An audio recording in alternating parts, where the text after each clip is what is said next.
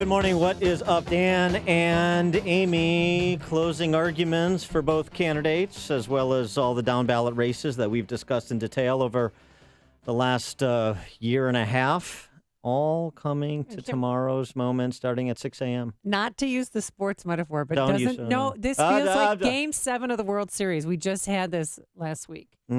And I really can't believe it's almost over. I'm a little scared. And one of the strongest arguments that has been made on behalf of Donald Trump pertains to the Supreme Court, not just the vacancy created by Justice Scalia's death, but the prospect of appointing 2, maybe 3 additional justices over the course of the next president's term.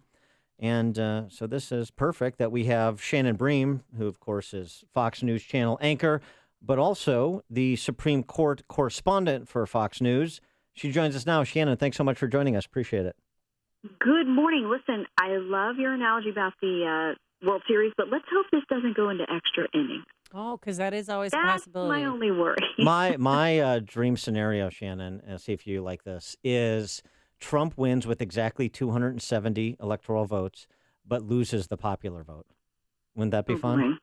You are asking for trouble. I'm a bit of a... It would keep us all busy. It would keep us employed. Yeah, exactly. I'm Or not sure vice it's good for versa. the country, though. Yeah, exactly. Well, how do you assess Jim Comey's announcement yesterday? Is it past post at this point, or do you think it has a material impact on tomorrow's election? Well, when you think about tens of millions of people have already voted, that started back in September.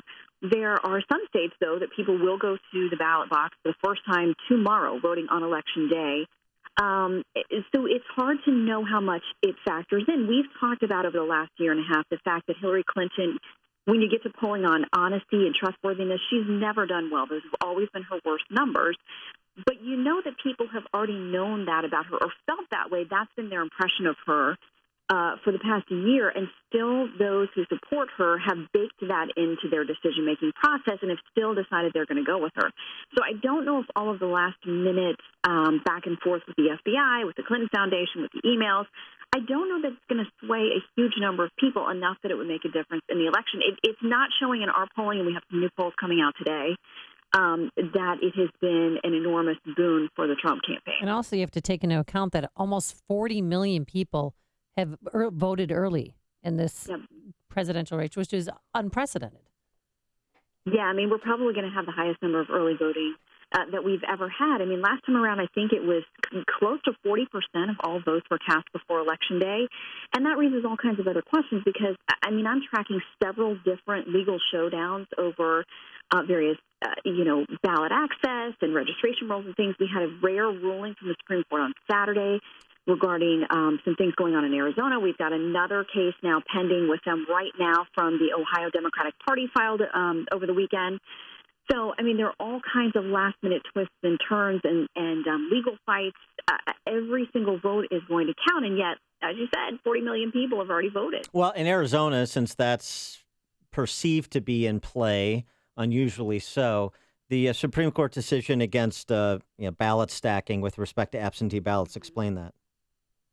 Well, there had been a law passed in Arizona that said you couldn't go around and harvest, quote unquote, harvest ballots. You couldn't go collect early ballots from people and say, hey, I'll turn those in for you. Right.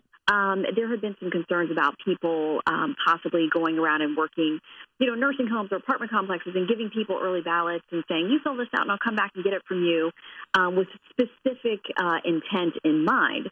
So the law was passed and said you can't go around. You have to turn in your own early ballot. There are exceptions for family members, for caregivers, for those who are sick or elderly. And essentially it was challenged all the way to the Supreme Court. The Supreme Court said, no, we think there's nothing unconstitutional about the law. We get it. It survived scrutiny, and so we're going to uphold it. So it was bad news for those who were trying to do these early ballot drives and collections, and good news for conservatives who fought to pass that law and saw that the justices upheld it. As the Supreme Court's correspondent, how quickly would Merrick Garland be confirmed if Hillary Clinton wins? That is the question, because all along, you guys know, the GOP senators have told us, and many of them have told me face-to-face numerous times, there's no way we're moving on him. However, they know if they get a President Hillary Clinton, she is likely to nominate people who are much farther left than he is. For them, for many of them, that doesn't matter. They say he's still not going to be the right vote for us. on things like abortion, like the Second Amendment, on executive power. We still think he's going to be a bad selection. And you now have this growing number of, it's a small group, but a growing number of GOP senators who say we will block any SCOTUS nominee from Hillary Clinton. I don't know if they mean for 4 years, for 8 years. It's hard to tell. But on the other side of that equation, you have the Democrats' vice presidential nominee, himself, a Senator Tim Kaine, saying, listen, if they do that, we may pull the nuclear option, which is right now the Senate rules say you have to have 60 votes, 60, to move forward a Supreme Court nominee.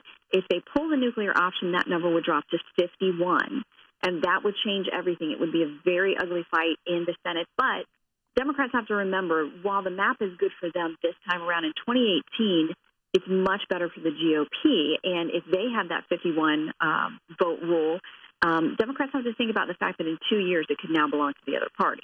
We're talking to Fox News anchor and Supreme Court correspondent for Fox News, Shannon Bream. And Shannon, what about issues that are likely to be tackled by the court in the next term, adjudicated by the end of their term in June of 2017, that people maybe want to consider when they consider the composition of the court and the decisions that are pending the outcome of this election?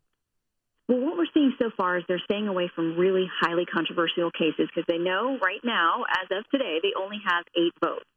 And if something ends in a tie, it doesn't set any precedent. All it does is leave the lower court ruling in place. So they don't want to waste people's time and money and effort on some of these cases. I think they know they could wind up probably deadlocked in, and then you've got a critical issue before them, and it's not decided at all. It just doesn't benefit anyone.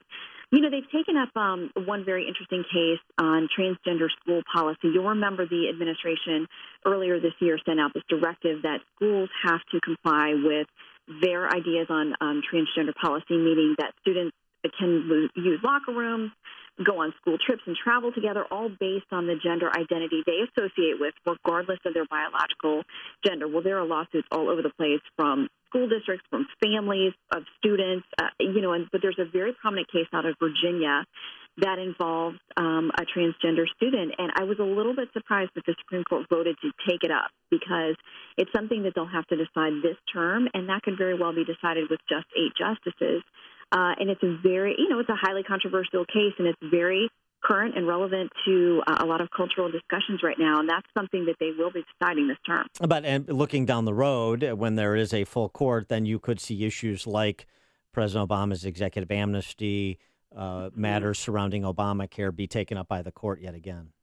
Absolutely. There are several abortion cases bubbling through the pipeline and Second Amendment cases, plenty of cases involving the use of executive power, how far these executive agencies like the EPA and Department of Education can go in telling you what to do with your private property and your kids in school. So there are plenty of those things bubbling up. And again, we see mostly a hesitance to get into those cases right now, but they're certainly coming up through the pipeline. And at some point, the court, whether they have 8 or 9 justices, they're going to have to take some of them on. All right. Shannon Bream, Fox News anchor, Supreme Court correspondent for Fox News Channel.